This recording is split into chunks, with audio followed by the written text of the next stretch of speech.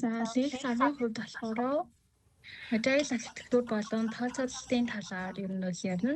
За агуулгын гэх юм бол ер нь бол програм хангамжийн архитектурын оролцогчид, за мөн програм хангамжийн архитектурын харагдцууд, хөгжүүлэлтийн амьдралын мөчлөгүүд болон одоо програм хангамжийн археологийн талаар ер нь бол яригдах байгаа.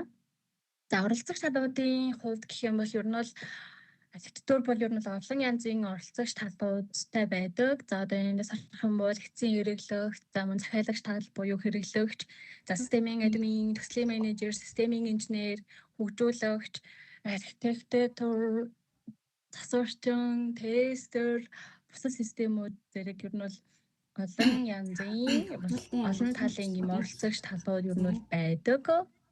За захиалагчийн хувьд гэх юм бол ер нь үүрэг нь бол системийг захиалж шаардлага өгдөг. За харин хэрэглэгч буюу ер нь бол эцсийн хэрэглэгчийн хувьд бол ер нь бол энэ системийг одоо ер нь бол ашиглагч хүмүүс гэж ер нь хэлж болно. За архитекторын хувьд болохоор системийн бүтцийг тодорхойлж одоо техникийн шийдэл гаргадаг байгаа.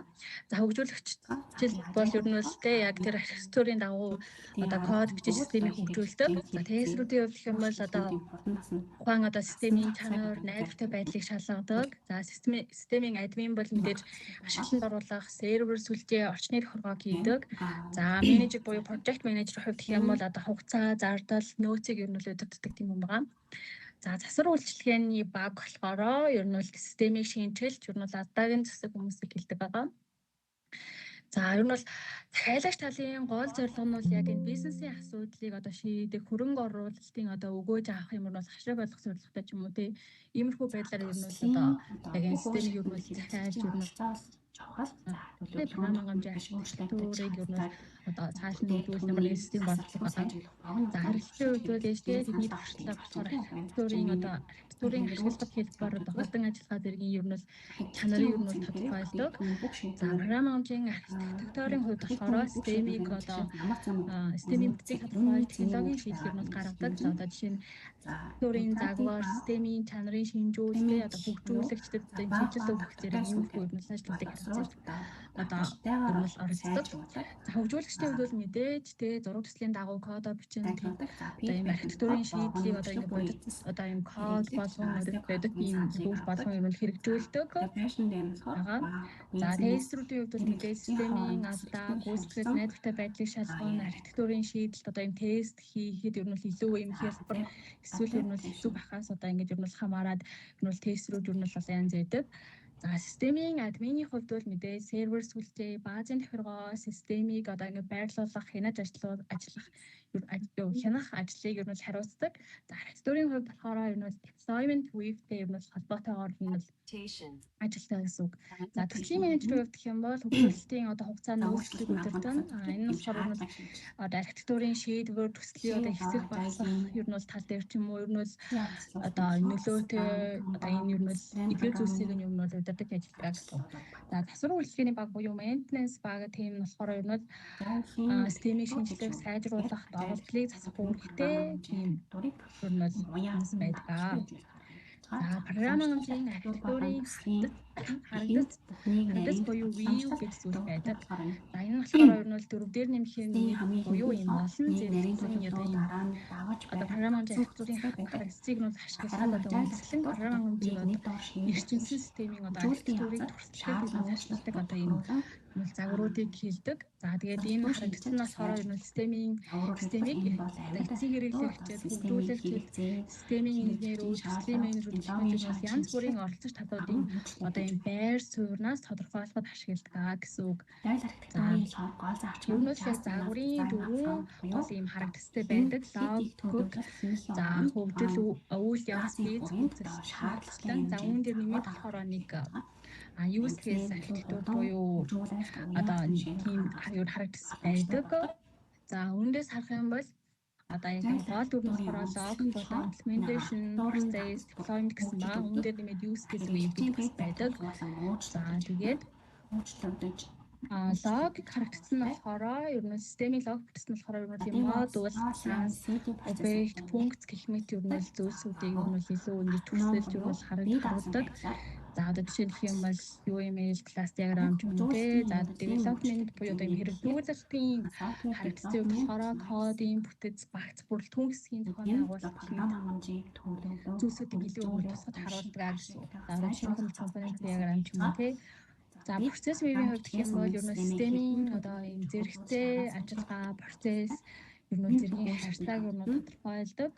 Одоо activity diagram, sequence diagram ч юм уу те. За physical буюу deployment вивийн болохоор системийг сервер форумжууд дээр хэрхэн байрлуулахыг ер нь харуулдаг. За сценар буюу use case view нь болохоор хэрэглэгчийн үйлдэл одоо юм хэрэгцээг одоо үзүүлэх тийм ер нь харуулах одоо юм диаграм гэж хэлсэн. За тэгэхээр ер нь харагдцыг тогтруулах вебийг нь тулах бүх системд яг юм бүх харагдц ер нь байх юм шаардлагагүй байдаг гэж үздэг юм лээ. За яг нэг процесс жижиг програм нэг процессор ч юм уу те иймэрхүү ингээд зүйлсээр ялгараад бас ингээд эсвэл ингээд юм зарим том систем ч юм уу юм л бас харагдах шаардлагатай байх юм бол одоо дээр нэмийн саяны одоо тав дээр нэмэгдээд өвлийн харагдах аюулгүй байдлын харагдах ингээд хэмжлэн өөр одоо юм бусад харагдцуудыг ер нь болдог байх нь. За лог харагдцын хувьд болохоор бол зорилго нь системийн пункт лог бүтээц бизнес логикийг ер нь илэрхийлдэг. За энэ ер нь энэ веб буюу энэ одоо лог харагдц нь яг ер нь хэн зориулдаг юм гэх юм бол хэрэглэгч болон аналист хөгжүүлэгчид ер нь зориулж байгаа. За үүний ер нь агуулгыг нь хэлэх юм бол модуль, класс, объект харилцан холбоог нь илэрхийлдэг. За жишээ нь юм бол UML class diagram болон package diagram байгаа.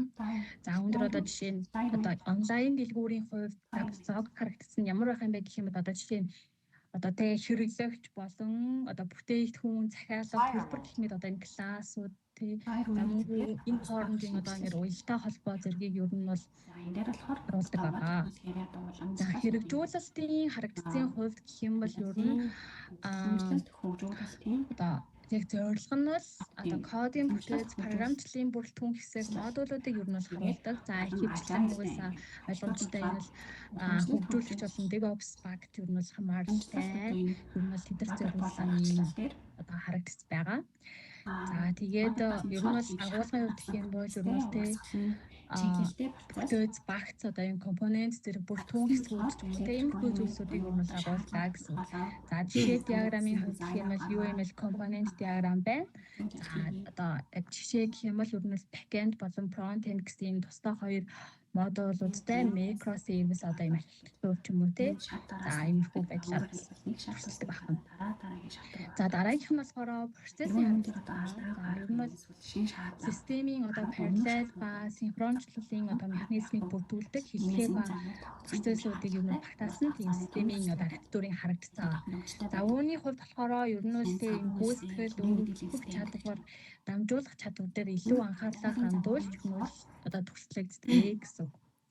За зорилго нь бол мэдээ системийн зэрэгцээ ажиллах процесс, ер нь бол мессежгүй зэрэг одоо юм гүйцэтгэлийн урсгалыг ер нь хэмжүүлдэг. За илүү архитектор, системийн инженер одоо хүмүүс ер нь зориулсан. За тэгээд агуулгын хувьд гэх юм бол ер нь бол энэ гүйцэтгэл синхрончлал зэрэг ер нь бол аль нь дэргийг ер нь илүү ингэж харуулдаг байгаа.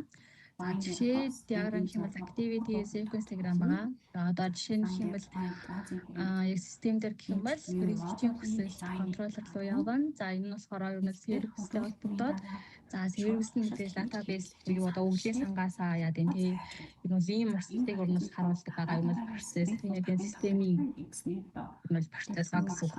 За байршуулалтын харагдцын хувьд болохоор системийг ажилуулж буй системийн техник хангамжийн топологийг бүрдүүлдэг одоо зангилаануудыг багтаасан системийн архитектурыг хэлдэг. За илүү хуваарлалт, харилцаа холбоо хангамж руу чиглэсэн байдаг. За системийн физик орчинд ер нь системийг физик орчинд хэрхэн одоо байрлуулахыг ер нь харуулдаг гэсэн.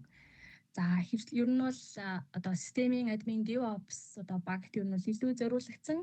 За агуулгын хувьд бол мэдээж сервер сүлжээ, төхөөрөмжийн холболтой cloud архитектур зэрэг ер нь бол агуулгаддаг. За жишээ диаграмын хувьд гэх юм бол deployment diagram гэж байгаа.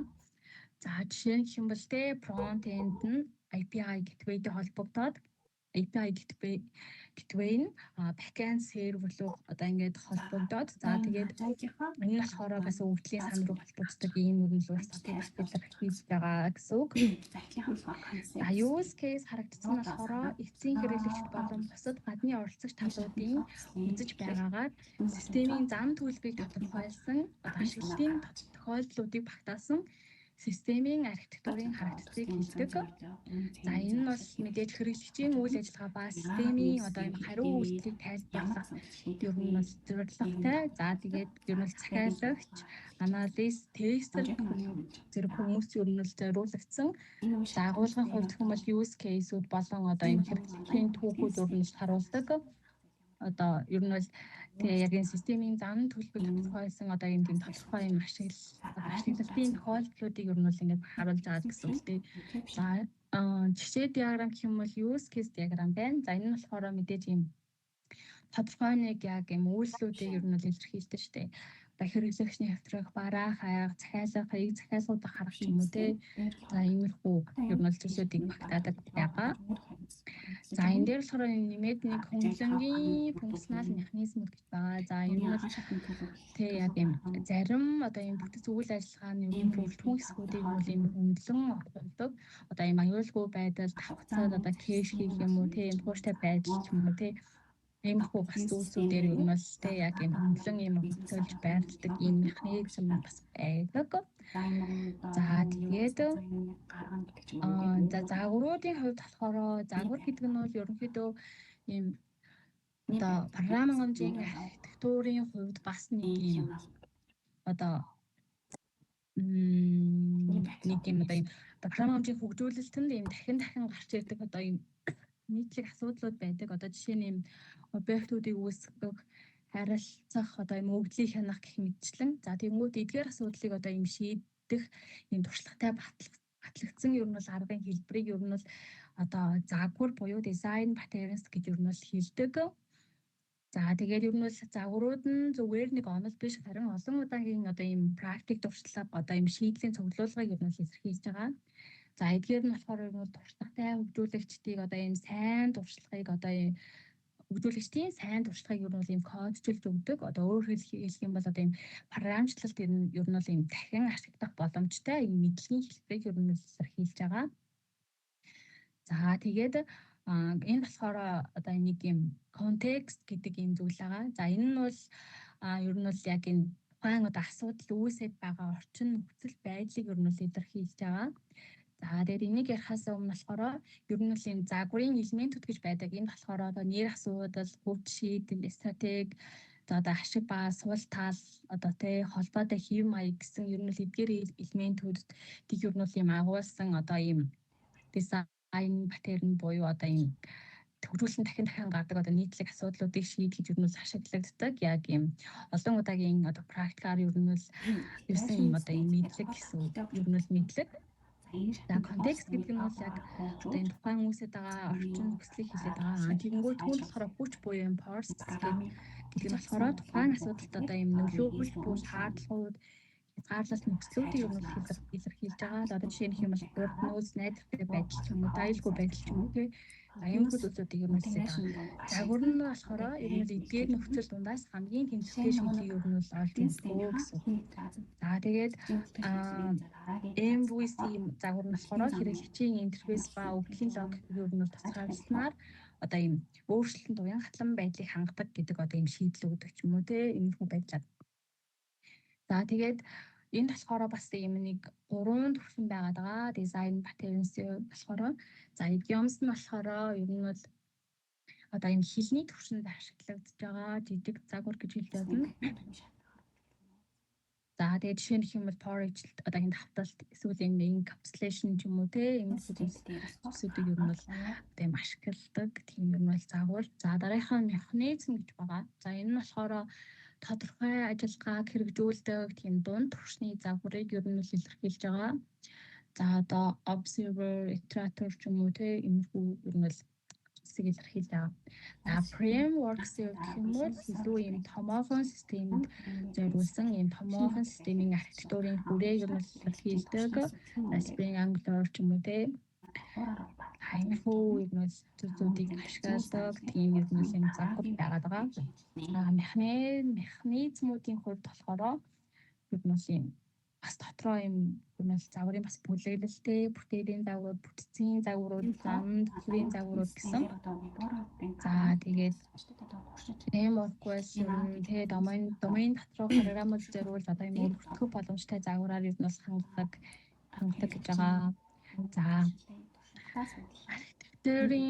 архитектурын тодорхойлолт. За ер нь энэ хүн болохоор ер нь програм хангамжийн одоо системийн ерөнхий бүтээц, дизайн технологийн шийдэл, хөгжүүлэлтийн зарчмыг тодорхойлж ер нь системийн одоо юм өндөр чанартай, өргөдөх боломжтой, найдвартай байлгах ер нь юм хариуцлагатай мэргэжил байгаа. За ер нь л те яг төвчөндөө энэ архитектур нь системийн одоо юм их зураг буюу блупринт ер нь гаргадаг хүн гэж хэлж болно. За тэгээд ер нь технологийн хувьд ч тэр бүтцийн одоо шийдвэрээ гэсэндээ чанарын шинжтэй холбоотой ер нь бол энэ тал талын ер нь бол ийм чухал шийдвэрүүдийг ер нь бол гаргадаг, тэдгээрийг хариуцж ажилладаг хүн гэж хэлж болно. За програм хангамжийн архитектурын одоо юм яг үүргүүд нь гэх юм бол архитектур төлөвлөх буюу системийн үндсэн одоо бүтэц бүрэлдэхүүн хэсгүүд, технологийн сонголтыг ер нь бол юм тодорхойлж өгдөг байгаа. За мөн шаардлагыг дүн шинжилгээ хийх, захиалагч болон хэрэглэгчийн шаардлагыг ойлгож одоо энэ техникийн шийдэлд буулгадаг ер нь л буулгадаг. За технологийн шийдэл гаргадаг. Ямар хэлтэй, ямар фреймворк, бүгдлийн сан сервер бүтцийг ашиглахыг ер нь шийддэг. Аль нь илүү оновчтой, аль нь илүү ер нь хэрэгтэй юм ч юм те. Ийм байдлаар бас шийдэл гаргадаг гэсэн. За мөн архитектурын загвар одоо боловсруулдаг.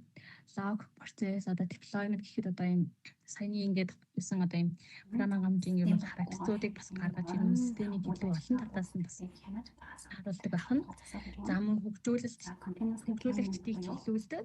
За архитектурын одоо юм дагуу хөгжүүлэлт явагдаж байгаа хэсгийг хянах, за зөвлөгөө өгөх, чиглүүлэх тий иймэрхүү бас юм ажил хийдэг. За мөн чанарын шинжүүдийг хангадаг гэдэг нь болохоор гүйцэтгэл, аюулгүй байдал, өргөдөх чадвар, найдвартай байдал зэргийг ер нь бол хангаж ер нь бол тэр нь ер нь бол одоо юм хянаж ажилладаг гэсэн үг. За мөн баримтжуулалтын ажил хийдэг. За архитектурын шийдэл, дөрвөн стандартыг одоо бичгээр хадгалж бусдад илүү ойлгомжтой болгодог юм иймэрхүү үүргүүдийг гүйцэтгэдэг байх нэ. Зинхаа.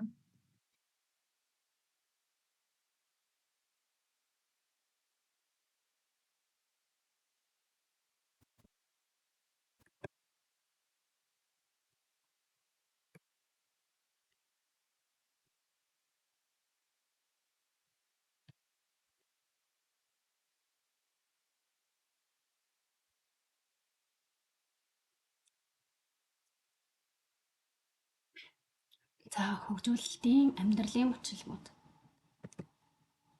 За agile аргачлалд суурилсан програм хангамжийн архитектур хөгжүүлэлтийн амьдралын мөчлөг хэрхэн явагдаж уламжлалт аргаас одоо юугаараа ялгаатай мөн архитектур хэрхэн уян хатан тасралтгүй хөгждөг талаар өн дээр авч үзнэ. Тхийнхаа өмнө agile гэж юу вэ гэдэг талаар үзье. За agile нь болохоор уян хатан хөгжүүлэлтийн арга зүй бөгөөд хэрэглэгчийн хэрэгцээ өөрчлөлтөнд хурдан дасан цогцохыг одоо зорддог тийм аргачлал. За төслийн бүх үе шатанд хэрэглэгчийн оролцоо чухал, төлөвлөгөөнд тогтмол биш, одоо өөрчлөгдөж чаддаг, бүтээгдэхүүний тасралтгүй сайжруулах, богино хугацаанд туршиж хэрэглэгчийн санал авах гэсэн зарчимтай одоо энэ зарчмын дэлгэрүүлж үзвэл за хэрэглэгчийн үн цэнхээрээ за бүтээгдэхүүн бүх шийдвэр хэрэглэгчдэд одоо ямар үн цэнийг өгч байгаагаар одоо хэмжигдэнэ. Итератив ба инкрементал гэхээрээ за бага ба тогтвортой хэсгүүдээр боловсруулж одоо давталтайгаар сайжруулалт хийнэ. За фидбек дээр нь богино мөчлөг бүрийн эцэст хэрэглэгч одоо стейкхолдерийн саналыг авна. За коллаборашн дээр нь баг бизнес хэрэглэгчийн хооронд одоо тасралтгүй харилцаа явуулна. За адапташн дээр нь өөрчлөлтөнд амархан тасаж одоо шаардлагыг бол шинжилнэ. За жишээ аргачлалууд гэрүүл Scrum, Kanban, Extreme Programming гэд зэрэг аргачлалууд ордог. Agile архитектур гэж юу вэ гэхээр Agile архитектур гэдэг нь програм хангамжийн архитектурыг одоо тийм уян хатан давталтай хөгжүүлэх арга. За уламжлалт архитектур бол төслийн эхэнд бүхнийг тийм нарийн төлөвлөж дараа нь даавж барих тийм тогтсон бүтцтэй байдаг.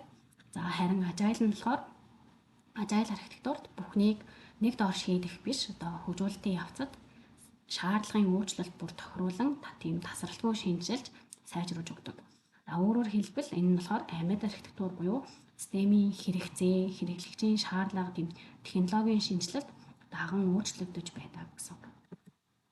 За ажайл архитектурын гол зарчим нь just enough design upfront буюу одоо эхэнд хит их төлөвлөлт хийхийн оронд тухайн итерацийн хүрээнд шаардлагатай хэмжээгээр загвар гаргах явдал. За ингэснээр одоо илүү хурдан хөгжүүлэлт, уян хатан шийдвэр гаргах боломжтой болдог. За ажайл архитектурын онцлог нь болохоор архитектур нь давталт бүрт хөгждөг. За хэрэглэгчийн фидбек тулгуурлан өөрчлөгддөг. За DevOps ба CI/CD процессуудтай нэгт уялдаж өгдөг. За багууд автоном буюу бие даасан байдлаар ажилладаг. За хөгжүүлэлтийн амьдралын мөчлөг буюу software development life cycle гэдэг нь за програм хангамжийг төлөвлөх, хэрэгжүүлэх, турших, ашиглах, сайжруулах юм цогц процесс. За бид програм бичгээс өмнө системийг хэрхэн төлөвлөж, за хөгжүүлж, дараа нь сайжруулах талаар бодох ёстой. За энэ бүх үе шатыг хамтд нь хөгжүүлэлтийн амьдралын мөчлөг гэж нэрлэдэг. За зорилго нь чанартай хэрэглэгчийн хэрэгцээнд нийцсэн програм хангамж бүтээх, за хугацаа, зардал, эрсдлийг удирдах гэсэн зорилготой. За харин уламжлалт хөгжүүлэлтийн амьдралын мөчлөгийн үе шат нь ийм загвар нь болохоор ийм эхлээд шаардлага тодорхойлох, за хоёрт нь дараа нь загвараа боловсруулах, дараа нь хөгжүүлэх, тэгээд турших, нэвтрүүлэх, за асуур үйлчилгээ гэсэн ийм хатуу төлөвлөгөөтэй тийм өөрчлөлт хийхэд хэцүү байдаг. За хэрэглэгчийн санал хожуу авдаг болохоор төслийг сүүлд одоо өөрчлөлт хийх зэрэг нь эрсдэлтэй байдаг. Харин ажайлын хөгжүүлэлтийн амьдралын мөчлөгийн үе шат нь болохоор дараах одоо итератив мөчлөг хэрэглэгддэг. Одоо нэгт нь болохоор концепт буюу санаагаа гаргах, за хоёр дараагийнх нь болохоор inception буюу одоо төлөвлөх, багаа бүрдүүлэх, iteration буюу одоо хөгжүүлэх, турших, release буюу гаргал, тэгээд production буюу ашиглаж эхлэх, за тэгээд retirement буюу одоо устгах, шинжлэх гэсэн ийм итерацуудтай. За үүн дээр болохоор уламжлалт одоо амьдралын мөчлөгөөс нэг ийм жишээ аргачлал буюу waterfall аваад ажайлтай ингээ харьцуулж үзсэн байгаа. За waterfall-ийн хувьд болохоор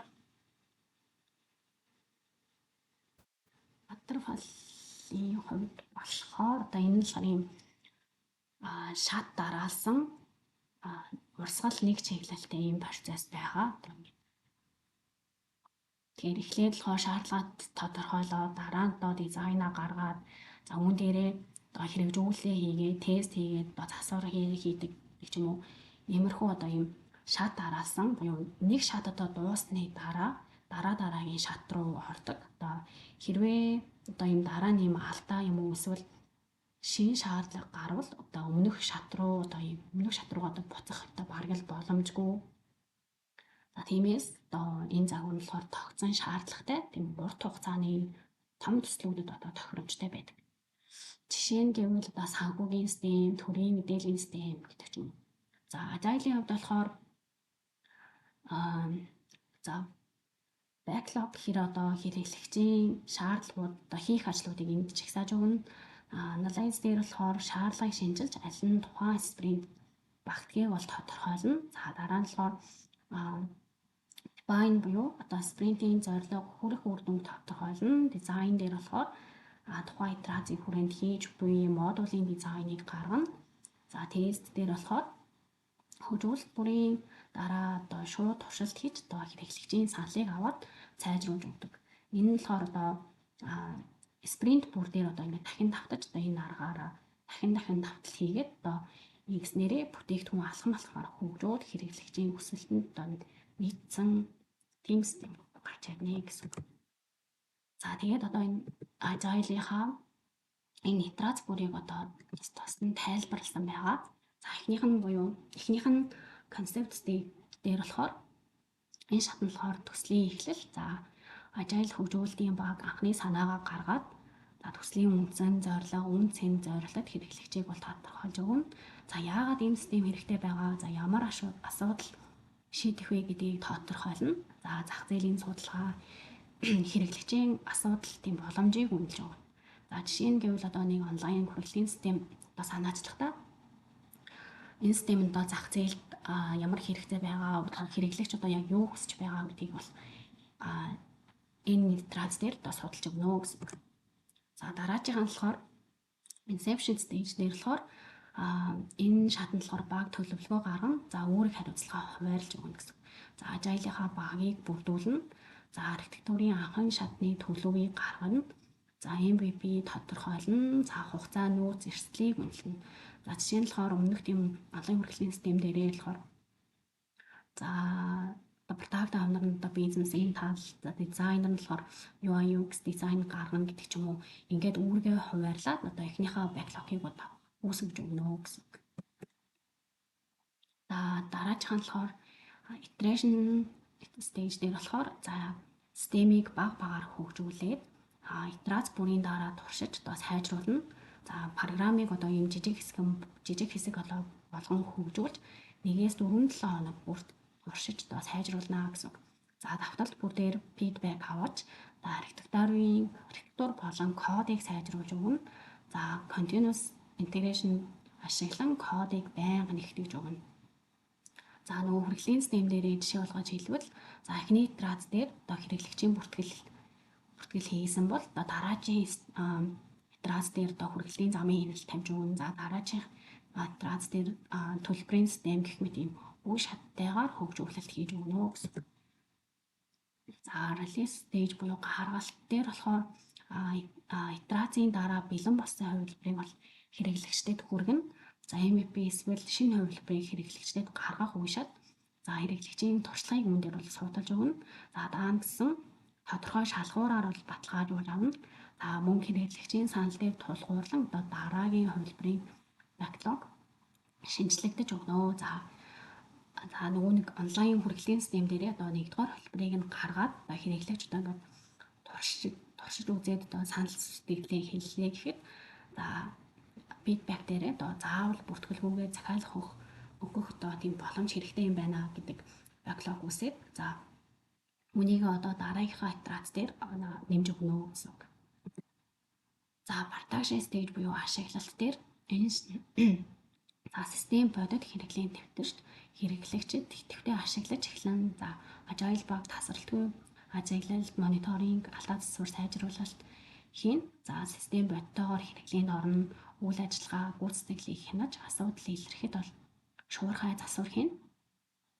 Continuous deployment ашиглан автоматар шинэ хувилбар гаргана.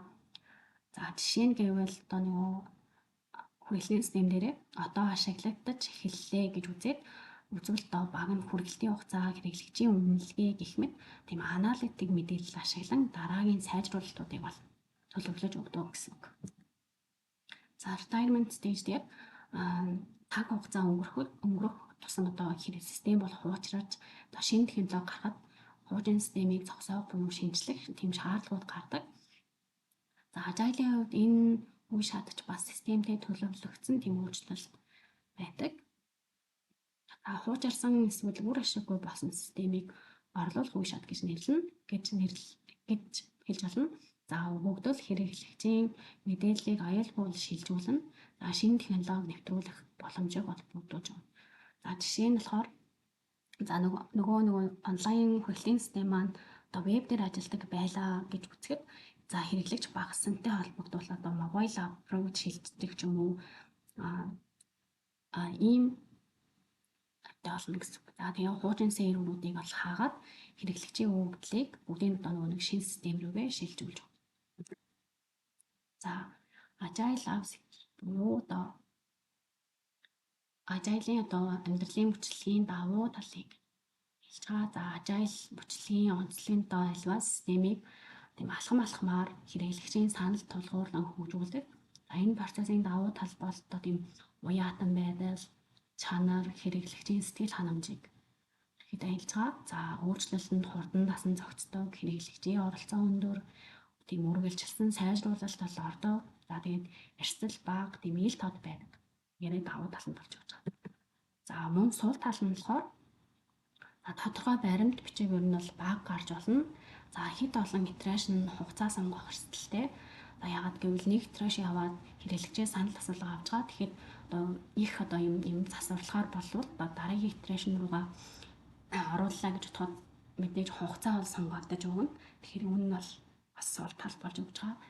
За том байгууллагууд бүх одоо багийг agile болгож зохицуулах бол төнгөтэй байдаг.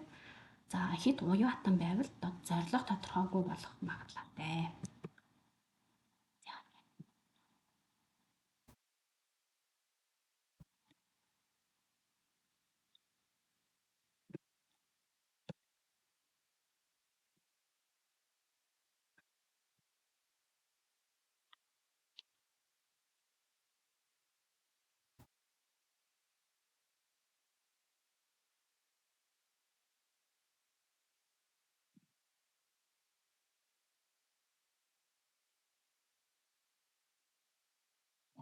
Миний харж байгаа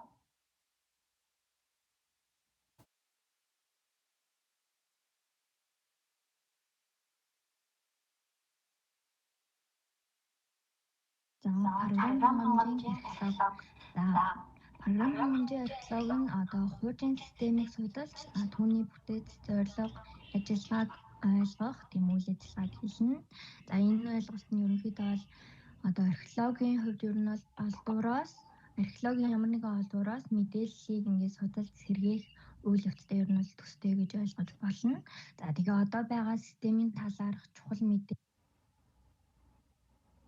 сэргээх нь тухайн системийг өөрчлөх, засах, дасан зохицох, хураах, ашиглахад ер нь бол хэрэгтэй гэж үздэг. За тэгээ яг програм хангамжийн археологийн гол санаа нэг түрүүн хэлсэнчлэн археологч хуучин олдвороос соёлын мэдээллийг гэж гаргадаг шиг програм хангамжийн инженер нь хуучин кодоос бизнесийн логик болон системийн ойлголтыг ерөнхийдөө сэргээдэг гэж ойлгож болно. За археологийн үйл явц нь болохоор мэдээж эхлээд их кодыг судлах, уруу инженерчлэл, зорилтод болон бусад багаж хэрэгсэл, одоо байгаа баримт бичүүдийг шалгах, мөн багийн ахлагч нартай мэдээж уулзаж ярилцлага хийх гэсэн үйл явцууд орно. За археологийн явцын дэлгэрэнгүй тайлбарлах юм бол ихэнх дизайны мэдээлэл нь багийн ой санамжид хадгалагддаг. За энийг юу гэсэн үг гэхээр мэдээж тухайн багийн хүмүүс нь тухайн системийг одоо ямар хуу дизайнтай ямар бүтцтэй гэдгийг нь угаасаа мэддэг учраас тухайн хүмүүстэй ингэж ярилцаж тухайн системийг ингэж ойлгоно гэсэн үг. За дараагийнх нь болохоор өндөр түвшний архитектур харагддаг боловч нарийн дизайн алдагдсан байдаг.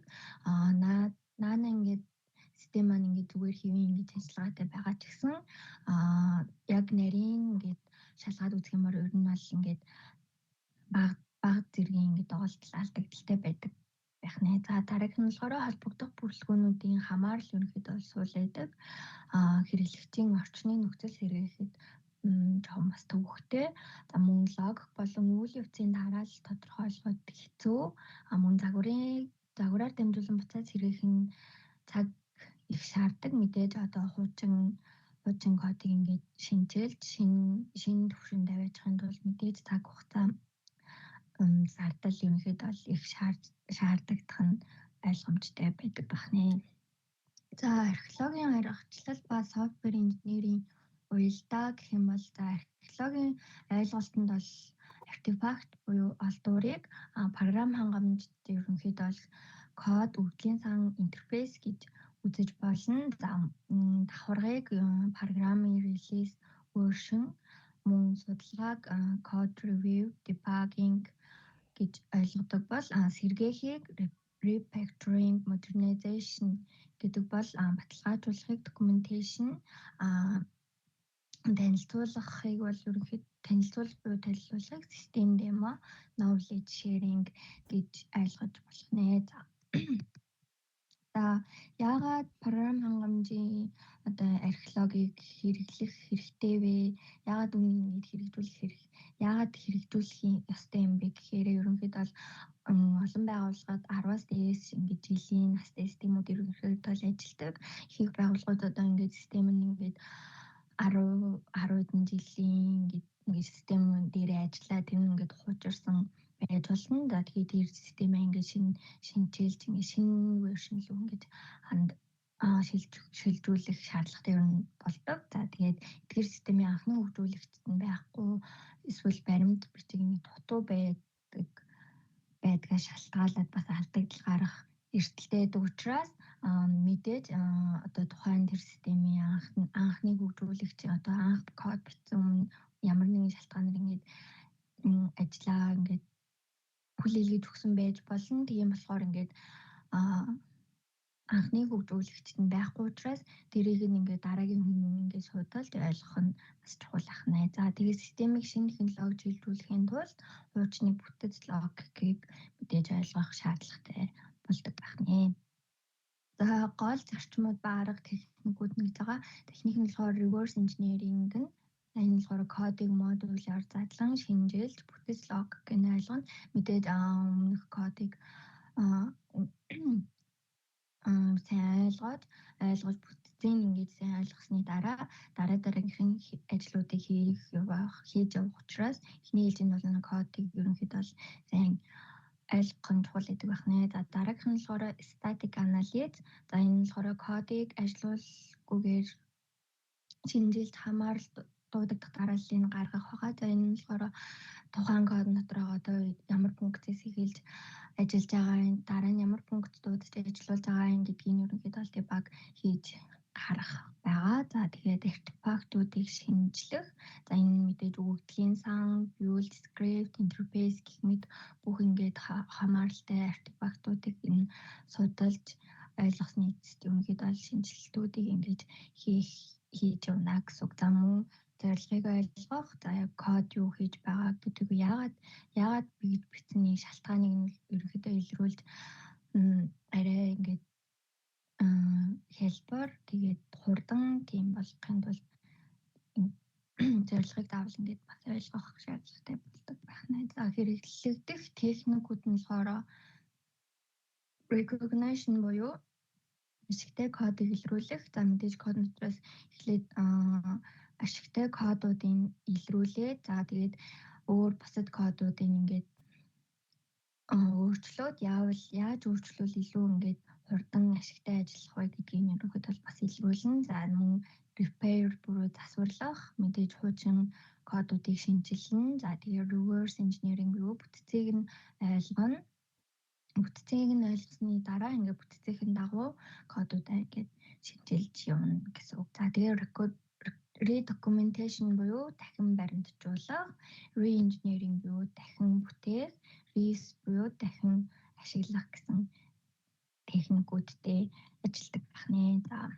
За дүгнэлтд нь болохоор програм хангамжийн археологи нь хуучин системийг судалж шинжилэлд бэлтгэх арга зүй юм. За тэгээ энэ нэргээд инженерчлэл, анализ, баримтжуулалт гэсэн 3 толгууртай хуучин системийг ойлгосноор бид шинэ технологи зөвлөлийн шилжилт хийж чадна гэсэн. Ерөнхийдөө бол одоо ингээд бүх систем ингээд мэдээж ингээд техник технологи өгцгийн хэрээр ингээд илүү хурдан, илүү хялбар болохын зэрэгтэйгээр тэрнийхээ дагуу ингээд технологиудаа ингээд шинжилж явах нь ингээд зөв байх нэ. Ингээд хаалт.